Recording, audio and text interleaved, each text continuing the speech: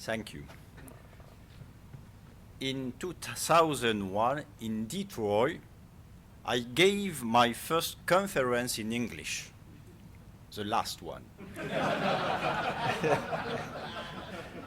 It contained an excellent joke. Nobody laughed. 3 explanations are possible. First, Americans have no sense of humor. I exclude this defamatory hypothesis. Secondly, they have not the same sense of humor as French. This hypothesis is less absurd. Thirdly, my pronunciation of English was such as only an inhabitant of the deep French South would have been able to understand my joke. It is the most likely hypothesis. That is why today I prefer to express myself in French, and I apologize for it. Le Christ a été crucifié en raison de sa faiblesse, mais il est vivant par la puissance de Dieu. Le lien entre puissance de Dieu et résurrection, la résurrection de Jésus et la nôtre, est au cœur de l'Évangile. Que reproche d'ailleurs Jésus aux Sadducéens qui nient obstinément la résurrection des morts? Il leur reproche de méconnaître la puissance de Dieu. On comprend pourquoi, pour le dire avec Karl Barth, citation, « Les anciennes confessions de foi se sont bornées à définir Dieu par le seul attribut de la toute-puissance, credo in Deum patrem omnipotentem pantocratora. Manifestement, elles ont vu dans cet attribut la somme de tous les autres, leur récapitulation. Or, aujourd'hui, la simple évocation de la puissance de Dieu suscite chez beaucoup de chrétiens un certain malaise, car la puissance est chargée de connotations négatives, violence, contrainte, dans notre imaginaire culturel. Mais cette dynamophobie touche aussi les théologiens. Cet exil de la puissance hors de la théologie contemporaine n'est pas un accident. C'est un élément clé dans un vaste mouvement qui vise à substituer à la doctrine théiste classique, longtemps assumée par la théologie chrétienne, une nouvelle image, nouvelle représentation de Dieu.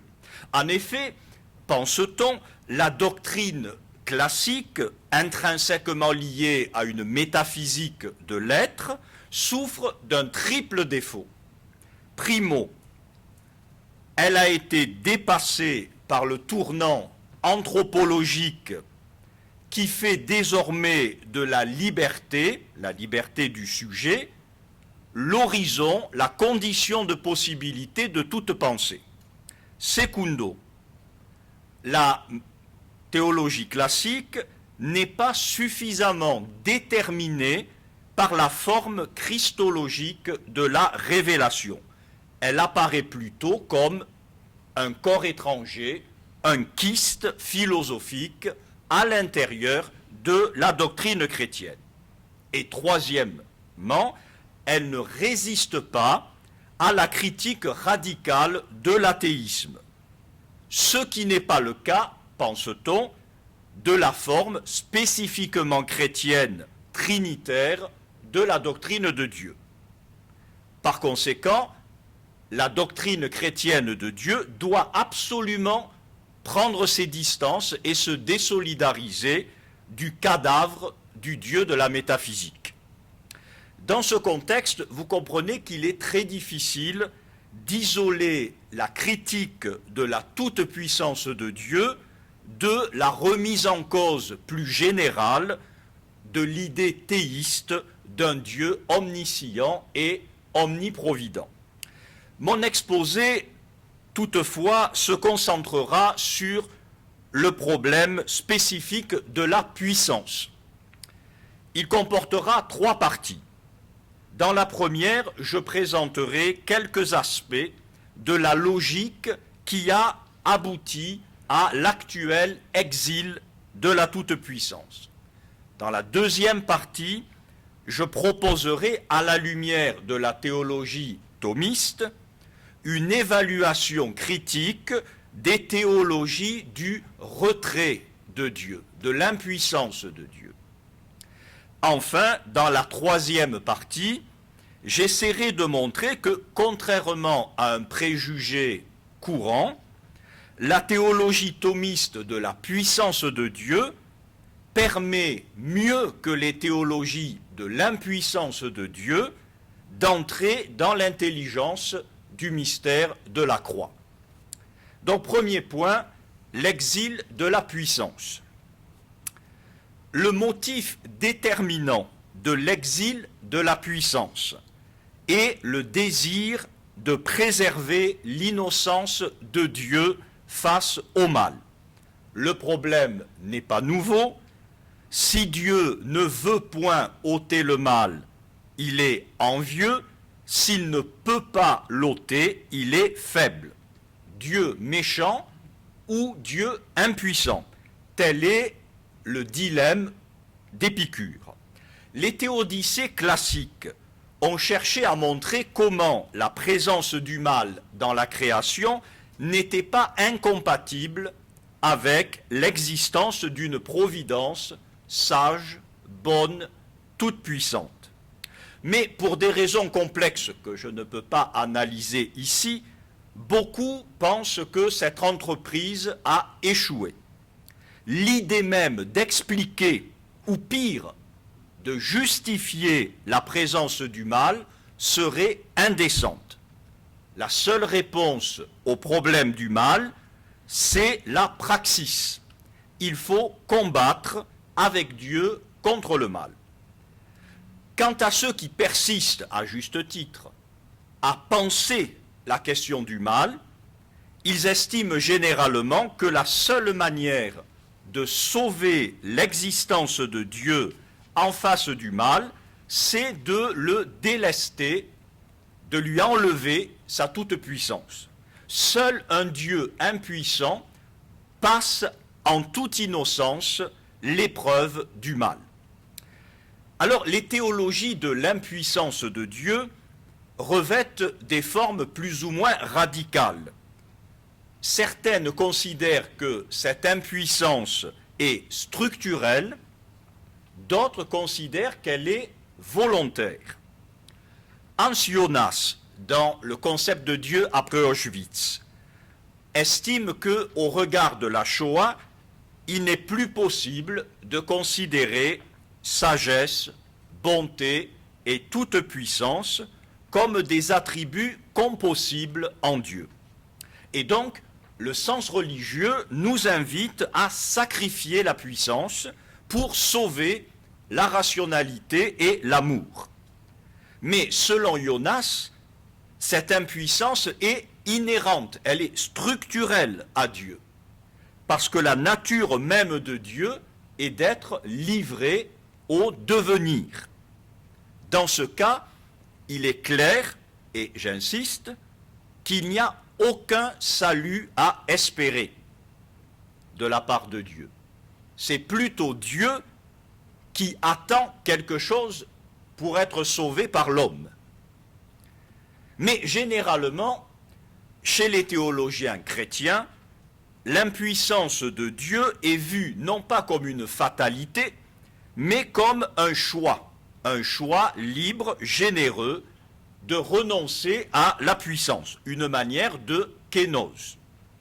En vertu d'une sorte d'auto-limitation dialectique, Dieu choisit de limiter sa puissance.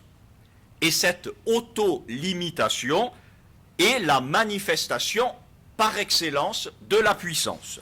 Il faut être tout-puissant pour limiter sa puissance. Alors cette auto-limitation ad intra se traduit ad extra par un retrait de Dieu face aux créatures. Après avoir posé les créatures dans l'existence, Dieu se retire en suspendant ou en limitant son action à l'égard des créatures, à la manière dont les parents, par amour pour leurs enfants, se retirent peu à peu de leur vie pour leur permettre d'accéder à la responsabilité et à la maturité. De la même manière, Dieu se retire pour laisser aux hommes un espace de responsabilité et de liberté. Certains vont beaucoup plus loin en interprétant l'acte créateur lui-même comme un retrait. C'est le cas de Jürgen Moltmann qui, réanimant la vieille mythologie kabbalistique du Tzimtzum, assaisonnée à la sauce kénotique, explique que désormais, que Dieu, a commencé par se contracter en lui-même pour qu'apparaisse en lui l'espace du nihil à partir duquel il laisse advenir la créature. Donc une belle poésie. Cette thèse d'une auto-limitation par Dieu de sa toute-puissance présente aux yeux de ses promoteurs l'immense avantage d'absoudre Dieu de toute responsabilité vis-à-vis du mal. Le mal physique résulte du seul jeu des lois d'un monde qui fonctionne en autonomie, et le mal moral relève de la seule liberté de l'homme.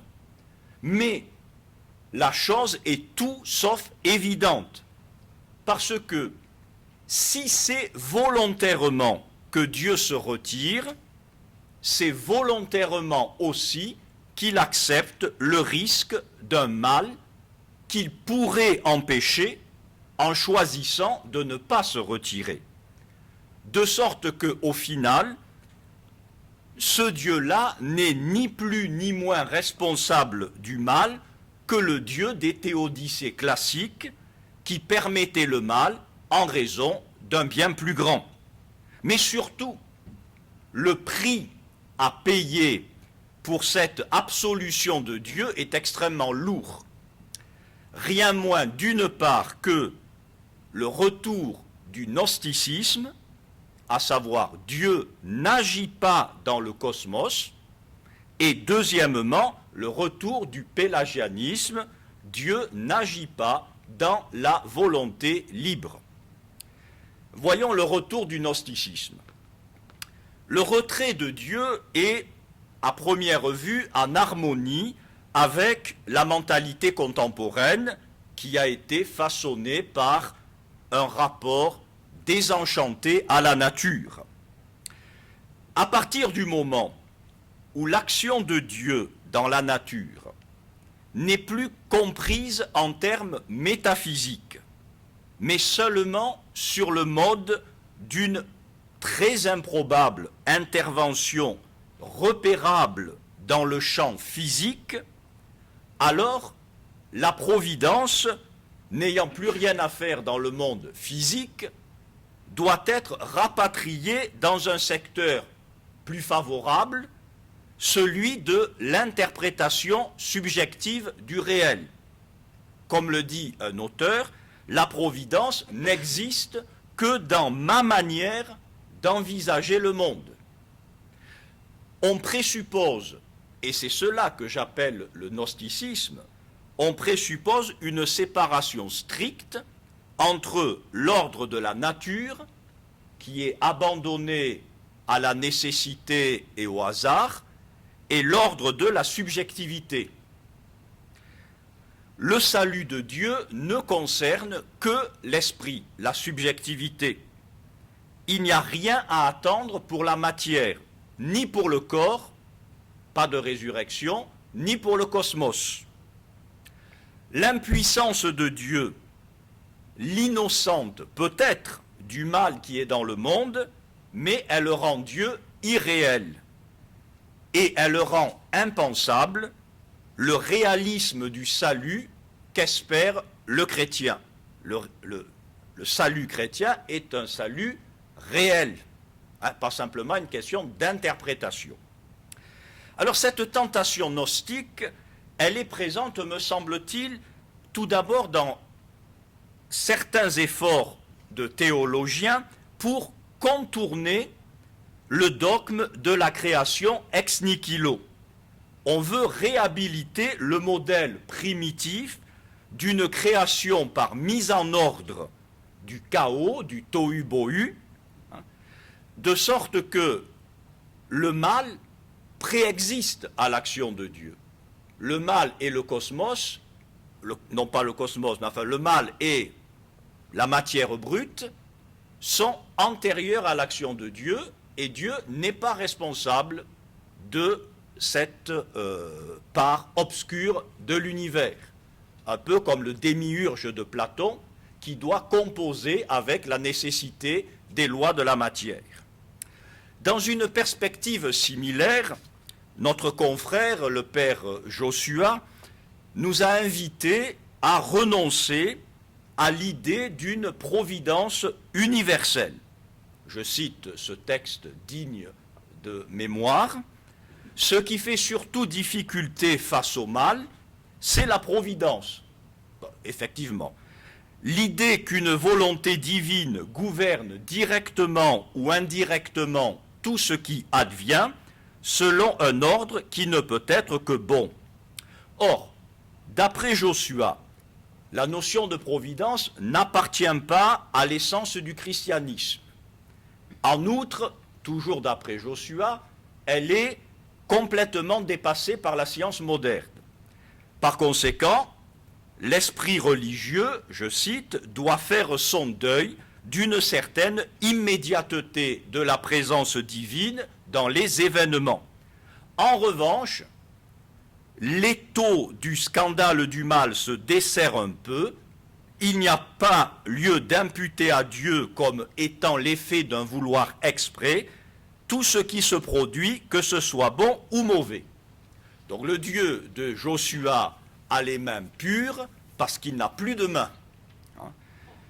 Mais ni la question du mal, ni le retour du gnosticisme ne suffisent à expliquer l'exil de la puissance tant qu'on ne les met pas en relation avec un phénomène historique beaucoup plus radical, la rupture de l'alliance entre Dieu et l'être. C'est en effet le divorce entre la théologie et la métaphysique qui a rendu possible l'éclatement du réel en deux domaines irréductibles, car seule la perspective de l'être, considérée dans toute son ampleur transcendantale, permet de penser en même temps le règne de la nature et le règne de l'esprit. Ou pour le dire autrement, le dualisme de la nature et de la subjectivité se développe en proportion de l'effacement de l'être. On va me pardonner une comparaison macabre, funèbre. Lorsque la forme substantielle d'un vivant est détruite, apparaissent et pullulent dans le cadavre les formes inférieures, dont les fonctions étaient jusque-là assumées de façon unifiée par la forme supérieure. Eh bien, de même en théologie, l'abandon de la métaphysique entraîne la prolifération de catégories qui sont empruntées à des savoirs limités, sectoriels, comme la physique, comme l'anthropologie. Alors, la chose est très claire dans le cas de la puissance. L'oubli du concept métaphysique de puissance. La puissance, on le verra, c'est le principe de la communication de l'être. L'oubli de ce concept métaphysique s'est traduit par l'émergence de deux concepts opposés de puissance. Il va y avoir d'un côté le concept physique qui réduit la puissance à la capacité de produire un effet à l'intérieur d'un champ de force physique. Et il y a d'autre part le concept anthropologique qui va définir la puissance en opposition à la puissance physique comme retrait fécond, retrait permettant à l'autre d'exister. Mais vous comprenez qu'aucun de ces deux concepts, parce qu'il a été élaboré à partir d'une base trop étroite, aucun de ces concepts n'est capable d'être attribué analogiquement à Dieu au terme de la démarche théologique. Bien sûr, chez saint Thomas, le concept de puissance, comme tous les grands concepts, l'acte, la puissance, la forme, ce concept s'enracine dans l'expérience du monde physique. Mais saint Thomas transcende le concept physique pour lui faire exprimer une notion métaphysique. Par exemple, la ratio causalitatis, dans le cas de la puissance.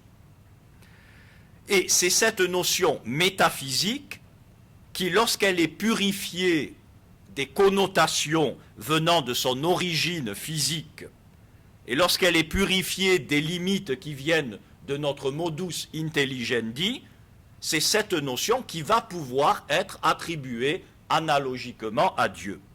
Mais tant qu'on reste au concept purement physique, avec l'idée de force, de violence, de contrainte, la tentation est constante de former en anthropologie un autre concept de puissance, un concept opposé. La vraie puissance serait le refus de la puissance physique. On ne parle plus de la même chose, il y a ce qu'on appelle équivoque sur le sens de la puissance. Alors il me semble, c'est mon deuxième point, la théologie thomiste de la puissance, que saint Thomas nous permet d'échapper à cette aporie. Premièrement, il nous propose un concept de puissance formellement métaphysique. Deuxièmement, en raison de sa métaphysique de la participation, saint Thomas écarte le modèle concurrentiel de l'articulation entre action divine, action créée. Et toutes les théories du retrait ou de l'impuissance de Dieu sont fondées, comme sur un présupposé, sur ce schéma concurrentiel. Alors, puissance se dit en plusieurs sens. Mais la puissance dont nous parlons, la puissance active, est chez saint Thomas liée à l'opération, c'est-à-dire à l'actualisation plénière d'un sujet. Plus précisément, la puissance, c'est le principe prochain de l'opération. Et l'acte propre de la puissance, c'est l'exécution, executio operis. Prenons par exemple l'opération d'un étudiant dominicain qui produit une thèse de doctorat. Il commence par concevoir en lui-même, grâce au travail intense de son intelligence, la manière de présenter de façon articulée, de façon si possible cohérente, une thèse. Ensuite, par sa volonté, il décide la réalisation concrète de la thèse. Enfin, il exécute, exequere, l'œuvre, c'est-à-dire qu'il l'inscrit dans le réel. Il en décide la réalisation concrète, en mettant en œuvre les diverses puissances motrices qui vont permettre à la thèse d'atterrir sur le bureau du directeur. Voyez, l'intelligence, la volonté et la puissance apparaissent donc comme trois principes de l'opération. Mais ces trois principes ne sont pas sur le même niveau. La puissance est en quelque sorte intermédiaire entre, d'une part, l'intelligence et la volonté, et d'autre part, l'effet produit dans le réel. Cette puissance active est une perfection formelle qui est coextensive à l'actualité d'un sujet. C'est-à-dire que plus un sujet est en acte, plus il est puissant, c'est-à-dire plus il est capable d'inscrire dans le réel un effet. Et comme il ressort clairement de la question 25, article 1, saint Thomas déduit logiquement l'attribution de la puissance à Dieu à partir de sa parfaite actualité. C'est parce que Dieu est acte pur qu'il est parfaitement puissant. Mais la puissance, comme la causalité dont elle est si proche, est une perfection analogique. C'est-à-dire que plus on s'élève dans la hiérarchie des êtres en acte, plus on voit émerger en eux les perfections spirituelles, la connaissance, la liberté, etc. Et plus l'opération de ces êtres, et donc plus la puissance qui est à la source de cette opération, est spiritualisée. C'est-à-dire que la puissance active d'un corps chimique est purement naturelle, tandis que la puissance active d'une substance spirituelle est toute imprégnée par la connaissance et par l'amour qui oriente son action. Et en Dieu, qui est absolument simple, la puissance s'identifie réellement avec les deux autres principes de l'opération, l'intelligence et la volonté. Et tous les trois, la puissance, l'intelligence et la volonté, s'identifient en amont à l'essence même de Dieu et en aval, si je puis dire, à l'opération de Dieu. C'est-à-dire que la puissance de Dieu, ça n'est pas autre chose que Dieu lui-même, considéré comme principe prochain de son opération. La distinction entre ces différentes instances, l'opération, le sujet, les puissances, cette distinction est une pure distinction de raison raisonnée, elle est l'œuvre de l'intelligence qui a besoin de ces distinctions pour saisir toute la richesse du mystère. Alors, cette péricorèse des attributs divins a une conséquence capitale. C'est que l'action de Dieu, dont la puissance est le principe, est nécessairement sage et bonne. Dieu agit toujours, comme on dit, de puissance ordonnée. La toute-puissance de Dieu, par laquelle il peut faire tout ce qui n'est pas contradictoire, ne signifie jamais chez saint Thomas que Dieu pourrait agir de puissance absolue. Ça, c'est un point capital. La puissance absolue n'est chez saint Thomas qu'une pure abstraction liée à notre manière d'appréhender le mystère de Dieu. La puissance absolue n'est pas la toute-puissance.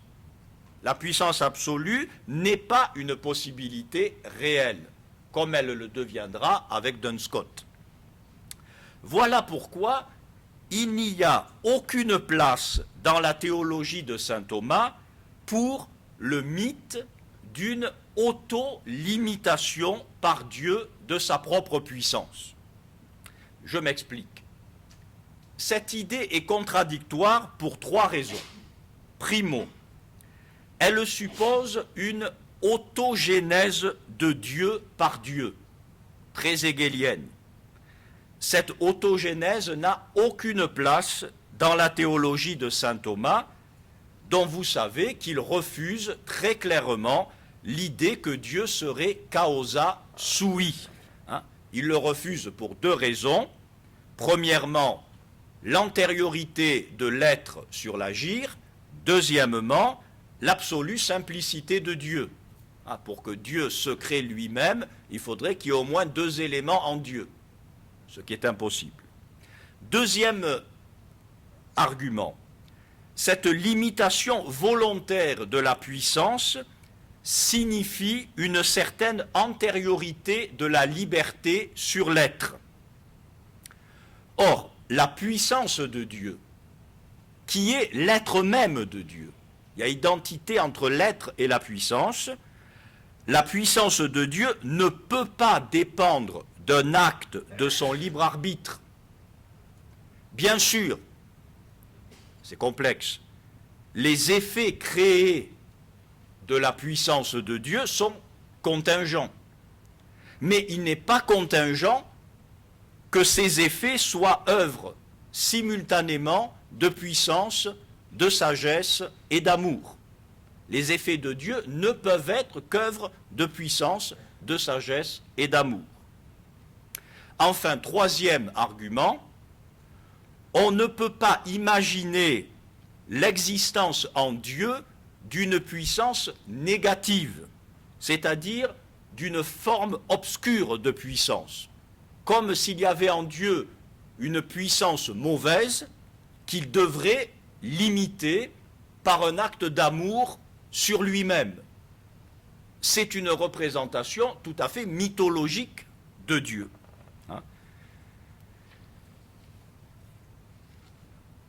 Le ressort principal qui explique que l'on ait recours aux théories de l'auto-limitation de la puissance de Dieu réside dans l'incapacité à penser la transcendance de Dieu, plus précisément l'altérité de Dieu, sur un mode qui transcende les modalités de l'altérité entre les créatures.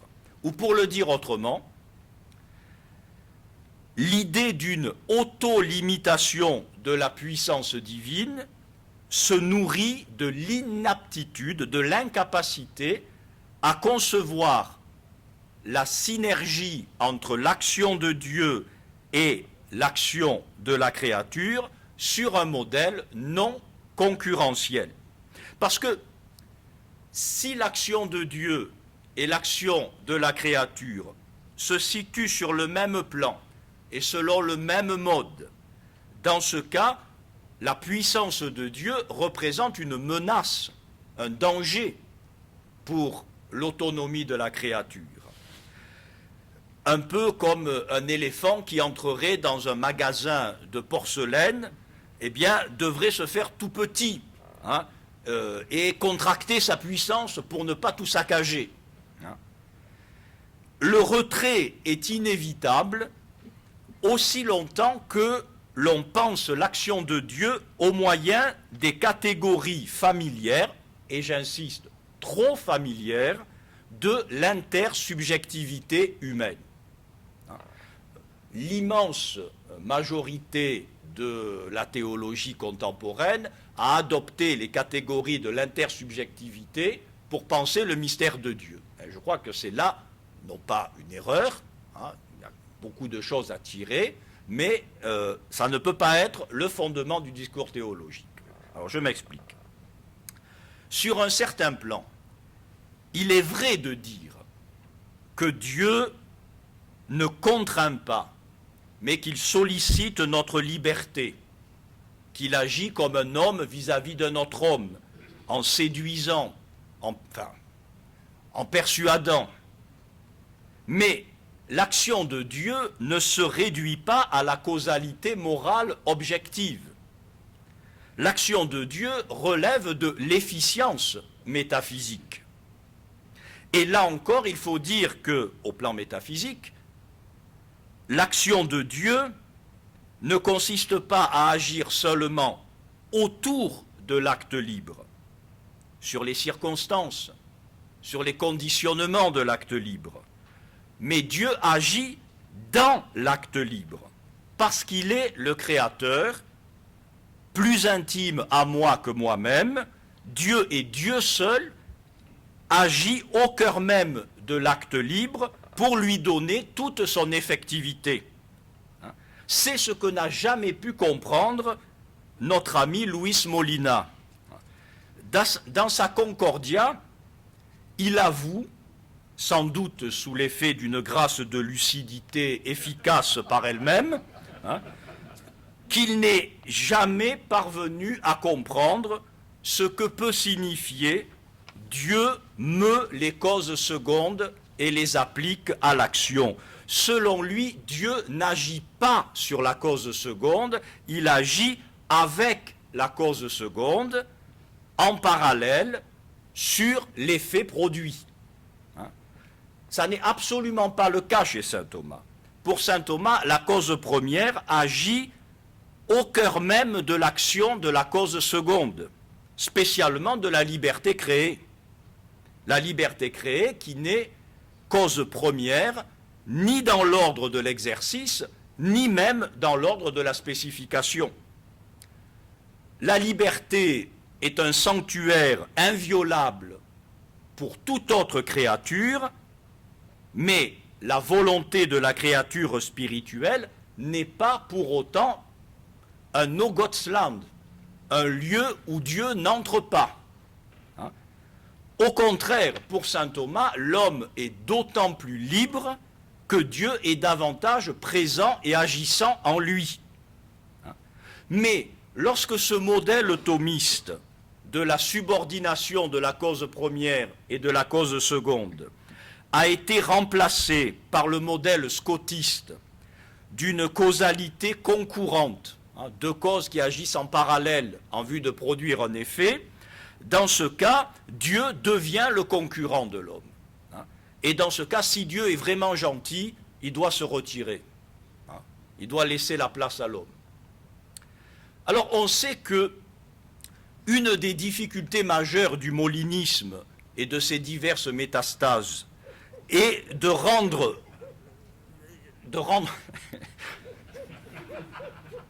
c'est de rendre raison de l'infaillibilité de la science du futur. C'est-à-dire, pour Molina, il est très difficile d'expliquer comment Dieu peut connaître le futur.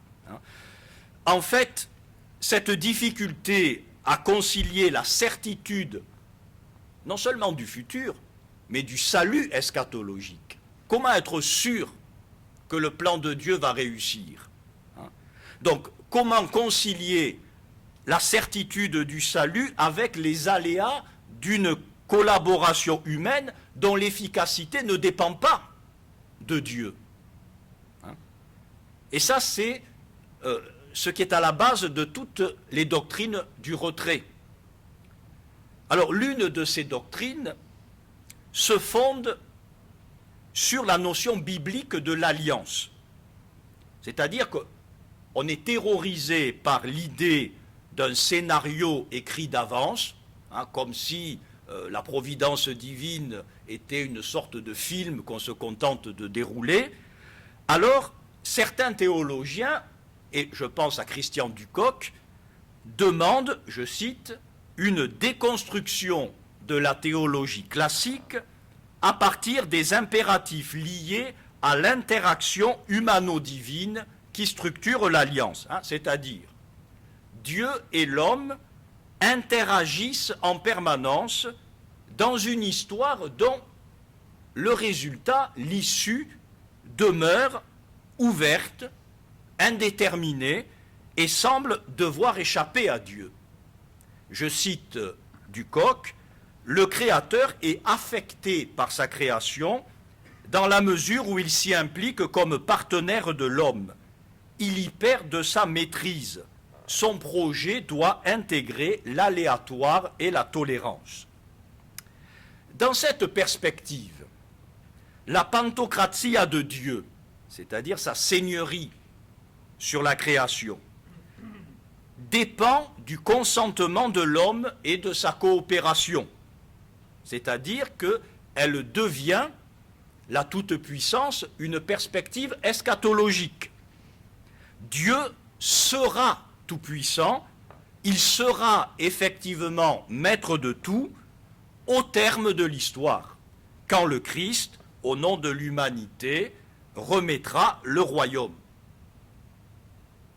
Mais, de trois choses, l'une. Soit l'avenir est, à tout point de vue, pleinement ouvert. Dans ce cas, le projet de Dieu, le salut, peut être tenu en échec par le péché des hommes. Difficile à admettre pour la dogmatique chrétienne. Deuxième cas, la victoire finale est déjà certaine parce que Dieu est plus intelligent que l'homme. Parce que Dieu est comparable à un joueur d'échecs absolument génial qui réagit toujours de la meilleure manière aux initiatives imprévues de son partenaire, ou plutôt de son adversaire. Et donc, finalement, l'homme sera mis échec et mat par Dieu. Mais ce scénario d'un Dieu qui, tout en nous laissant libres, nous met dans des situations telles que nous sommes conduits presque malgré nous là où il veut nous conduire, est-ce que ça vaut mieux que la théorie classique de la providence? Enfin, troisième hypothèse, qui me semble la bonne, on affirme que la toute-puissance de Dieu se manifestera pleinement dans l'eschaton, ça c'est vrai, mais parce qu'elle existe déjà, et qu'elle est déjà à l'œuvre, et que Dieu agit déjà infailliblement au cœur même des événements et de la liberté créée. À la vérité, seul un Dieu tout-puissant, qui agit souverainement dans l'histoire, peut garantir l'espérance d'un salut intégral et définitif, qui est le salut chrétien. Troisième partie.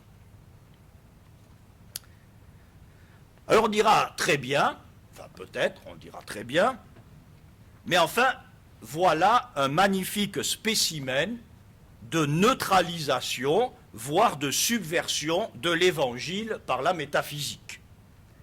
Car enfin, le discours proprement chrétien sur Dieu et sur la puissance de Dieu peut-il partir d'ailleurs que de Jésus-Christ? Et en particulier, la kénose du Christ, en son incarnation et en sa passion, doit déterminer non seulement l'éthique chrétienne, mais aussi la théologie au sens strict. Je cite un auteur britannique, « L'anéantissement de Jésus-Christ nous a fait connaître la réalité ultime, c'est-à-dire Dieu, comme étant également anéantissement de soi, don de soi, limitation de soi. » Comprenez bien, dans la kénose, le Fils ne renonce pas à sa divinité, contrairement à l'interprétation classique. Mais au contraire, le Fils manifeste la divinité, il montre que la divinité est abaissement. Il montre que Dieu lui-même est limitation de soi. Une sorte de renversement. Alors cette thèse appelle, me semble-t-il, trois remarques. Primo, une remarque de méthode. La théologie catholique n'est pas une theologia crucis. Si, j'explique, si par theologia crucis, on entend une théologie qui ne pense le mystère de Dieu exclusivement à partir de Jésus en croix. Comme s'il y avait une contradiction entre le logos tous torou et le langage de l'être. Comme si le Rédempteur était un autre Dieu que le Créateur. En réalité, dans la perspective de saint Thomas, l'intelligence de la croix suppose l'horizon de l'être. Bien sûr, la croix est un scandale qui, dans un premier temps, déstabilise profondément l'approche rationnelle de Dieu. Dieu n'a-t-il pas frappé de folie la sagesse du monde? Mais en fait, loin de disqualifier la raison métaphysique, le scandale de la croix lui ouvre, à travers la Pâque de la foi, le chemin vers son plein épanouissement. Non tollit sed perficit. C'est-à-dire que la croix révèle à notre raison l'étonnante plasticité analogique de ces concepts fondamentaux, en particulier celui de puissance. Voyez, dans la question 12 de la prima pars, qu'a cité le Père tout à l'heure, saint Thomas explique que la grâce nous permet dès maintenant une connaissance de Dieu plus parfaite que la connaissance naturelle, parce qu'elle part d'effets plus nombreux et plus excellents. Quels sont ces effets? La manifestation de Dieu dans l'économie surnaturelle du salut. C'est-à-dire que la croix donne un sens plus profond à la puissance de Dieu. Elle ne nie pas la puissance de Dieu telle qu'elle est manifestée dans la création, mais lui confère un sens plus profond. Deuxième remarque, la faiblesse de Jésus en sa passion et la faiblesse d'un homme qui est Dieu. Elle n'est pas la faiblesse de la nature divine. Comme dans le débat voisin sur la souffrance de Dieu, il faut ici, me semble-t-il, tenir une christologie chalcédonienne. Jamais l'Écriture n'attribue à Dieu la faiblesse comme telle. Même l'expression de Paul dans la première aux Corinthiens, to asthenes tuteu, que l'on traduit parfois par la faiblesse de Dieu est plus forte que les hommes, ne renvoie pas à un attribut de la nature divine, comme si la faiblesse était un attribut de Dieu, mais renvoie à une propriété des moyens humains dont se sert le Tout-Puissant pour se manifester. La pauvreté des moyens à travers lesquels Dieu réalise son dessein manifeste en contraste sa puissance. De sorte que, me semble-t-il, la faiblesse de Jésus au jour de sa chair n'est pas une révélation de la faiblesse intrinsèque de Dieu. Troisième remarque. En quel sens Jésus est-il faible dans la passion? Il renonce volontairement à faire appel à son Père, qui lui aurait fourni plus de 12 légions d'anges, comme il avait refusé de tenter Dieu en se précipitant du haut du temple. Sa chair est brisée, broyée par les forces hostiles, et son corps, voire son psychisme, est réduit à l'impuissance. Mais au risque du paradoxe, il faut tenir qu'en la passion, Jésus est suprêmement actif et puissant, puisque en acceptant librement la mort pour notre salut, il manifeste en lui la forme la plus haute de l'être, à savoir la charité.